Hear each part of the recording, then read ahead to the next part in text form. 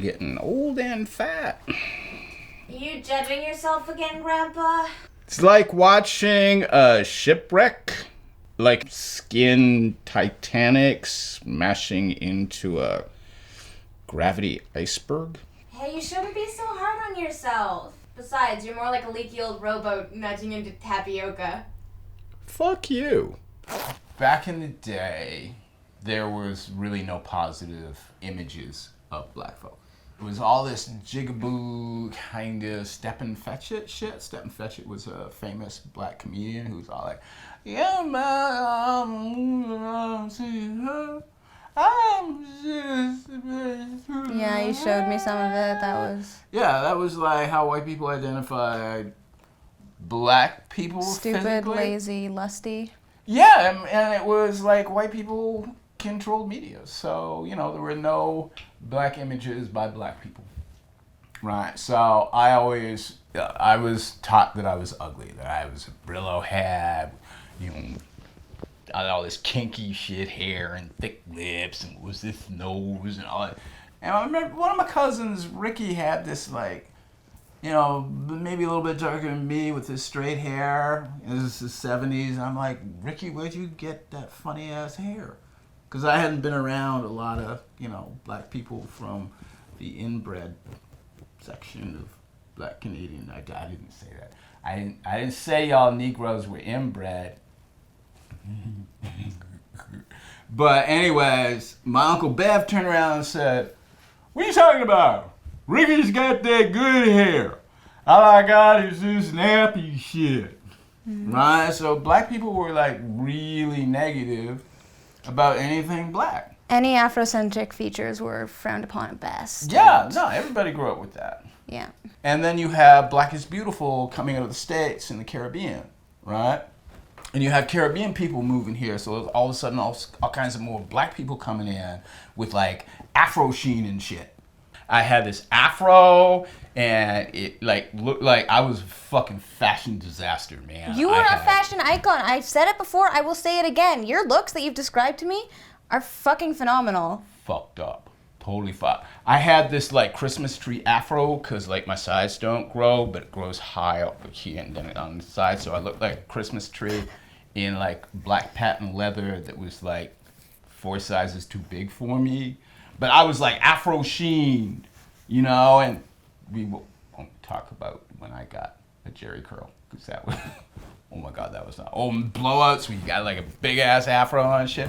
And then I started feeling the groove, and I starting to feel attractive and shit. And that's when I started like coming out of myself. So that's when I got involved in dance. Mm-hmm. Just the physical joy in the relaxation and finding beauty as a male was so stunning for me. Just and it's an inner as well as outer beauty through movement. And there's all kinds of weird fucking fuckery, like psychological fuckery going on in dance. Like dance is fucked up when it comes to beauty issues and obsessions with mirrors and narcissism. Like, don't even get me started on that shit. Sorry, I was looking into the mirror this whole time. Yeah, you narcissistic little shit. My narcissistic relationships with mirrors to this day, my insecurity around my midriff and my body shifting. Like, I'm fucking 63 this month. It's like, dude, get over this shit.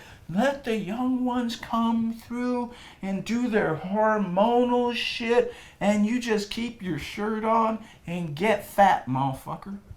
Just ease out. I mean, I don't know. Beauty standards are something that's essentially inescapable. It's something that's always been painful and something I've always struggled with. Because, when I was little, I my hair. I fucking hated my hair. I hated it so much. It was like, it was too curly, it was really frizzy, it was hard to tame, it was hard to comb. It was just like, because the majority of anything I read, it was always just skinny, straight, white girls with light brown or blonde hair. And that wasn't me. I rarely, if ever, saw myself and I couldn't really reconcile my image of myself with the image of what I thought someone my age and in my position should be. And I guess just, when I went through all that, I straightened my hair for graduation. It was like a fancy thing, and I was so happy. I loved it so much. It was so exciting for me, though. Yeah, which is really fucking sad. It was cute, though. Cute in a sad way.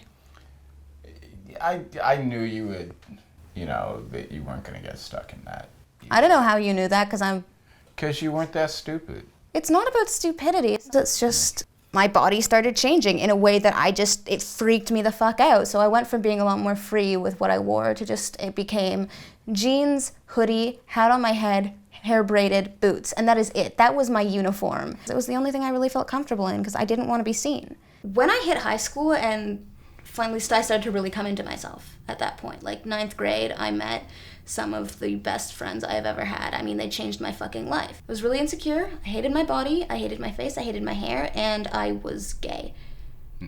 And I was insecure and very closeted and for a long time in denial about that too. So then I met my friends in high school, whom many of which were just like very open and out and gay and trans. And that just completely changed my idea of beauty. But just seeing them and just seeing the way that they would, carry themselves and with a certain kind of confidence and just like, this is who I am, made me start thinking like, why am I dressing like this? I'm not having fun like it. It's just making me hate myself more. I'm going to start having fun. And then I just completely started to like dress differently, I started actually bringing out the skirts and I was like, I'm in 10th grade and it's thigh highest time. I think a big problem of a lot of what I had with my body and with fashion and all that, it's the idea that that's like, you are a woman, you are a girl, and that just always felt so wrong to me. I wanted to be formless, I wanted to be shapeless. It was like the realization that dressing in a certain way that I thought was fun is not necessarily an indication that I am a woman. And if I wear the clothes I want to wear, people may think, oh, that's a woman, but I know that I'm not.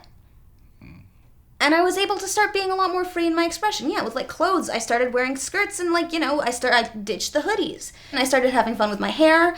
I started dyeing it and doing more stuff with it. I started, getting really into like the lace and the frills. And it's all just because it's like a lot of people probably would see me and think like, oh, what do you mean you're non-binary? You dress so femininely. But that was an issue. Like, I had trouble understanding that. But it's specifically because I'm non-binary that I feel comfortable dressing in this way, because I know that I'm not a woman, I'm not a girl, and these are not necessarily an indication of that. And as long as I have that and my own knowledge of who I am, I mean, it still freaks me the fuck out that people think I'm a girl. It makes me sick. It makes me fucking sick. Sometimes people like, I mean, I don't know, being misgendered makes me feel like I'm going to throw up sometimes, I'm going to be honest. It's really hard for me to explain this, fuck. I don't know if this even like goes into it. No, I think I get it. But no, it's like my image of self when I'm dressing in a more feminine way is much more in line with the way other people are seeing me. And that doesn't mean I'm a girl, but it's like the way I see myself in my mind's eye just as a shape. But then when I see myself as a shape, when I dress in more masculine clothing, people will always still just be like, ooh, look at that weird tomboy. And I'm like, ew! I remember watching, and it made it very clear for me, this young black guy in a quasi hip-hop wear, like a baseball cap and what have you, and he's walking through the lunchtime crowd. And everyone looks at him, right? Now, it's just a blink. He caught people's eyes, it was a blink, and they're gone. And for them, probably don't even remember seeing this black guy in the street, right? But for him, he's walking through a sea of blinks. Like, everything around him is the gaze, because that's all he's seeing as he's passing. And you could see him with his blinders on, the hoodie up, like just being assaulted by blinks that no one involved in could actually, there's no way they could recognize. It's not a conscious thought. It's not a conscious thought. The blink, the automatic, the 18 layers of judgment that go through you. All of those people would be absolutely correct in saying, what are you talking about? I'm not racist. I have no idea what you're talking about. And I would have no problem with them doing that as long as they would listen to the kid's side of walking through. That's what I constantly walk through. If we can have a conversation about this and you can acknowledge my truth, maybe I can acknowledge yours. And that's what you've been teaching me about trans and about beauty. And like when you first told me you were trans, I was like, especially when you were wearing like, you know, femme fashion, it was like, what the fuck? But you made me realize how gendered my identity was, how blindered my identity was, and how I had been boxed and was unable to get out of my box to free myself. And I'm fucking still not there. You just gotta keep taking an axe to it. Like, I'm stuck in a bajillion boxes too. Often I've put myself in a box that I don't want to be in. So it's a constant struggle to try and take an axe to it. Yeah. And remove yourself from it without also getting yourself too, you know, splintered. Yeah. Yeah. Yeah, no.